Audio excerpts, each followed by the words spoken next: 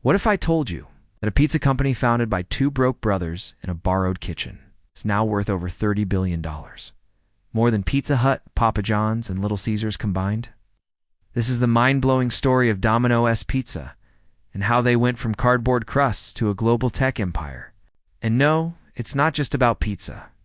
It's about risk, marketing madness, and some geniusly level tech you'd never expect. In 1960, two brothers, Tom and James Monaghan, bought a small pizzeria in Michigan for $900, using borrowed money. James quit. Tom was left with one store, one car, and no idea what was coming. He burned pizzas, delivered orders himself, and slept on the store floor. At one point, he even gave away half the company for a used Volkswagen Beetle. Yeah, a car. Domino's almost died.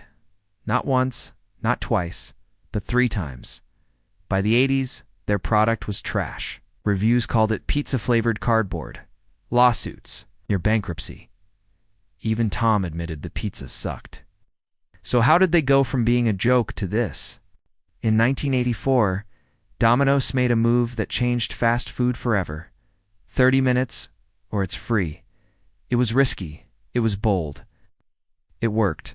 People loved the speed, even if the pizza was meh.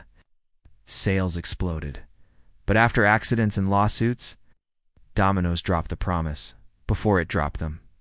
In 2009, they did something no brand ever dares to do. They admitted the truth. Our pizza isn't good.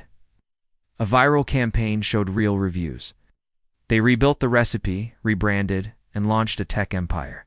Domino's became a tech company that sells pizza with app ordering, driver tracking, even AI pizza bots.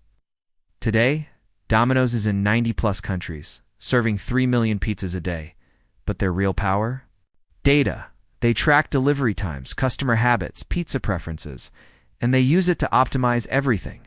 While others focused on toppings, Domino's built a system. Domino's isn't just a pizza brand. It's a masterclass in failing fast, admitting mistakes, and reinventing your product. So next time you eat a slice, just remember it's not just food, it's strategy. For more crazy business stories from around the world, hit subscribe, and let's build your business brain one story at a time.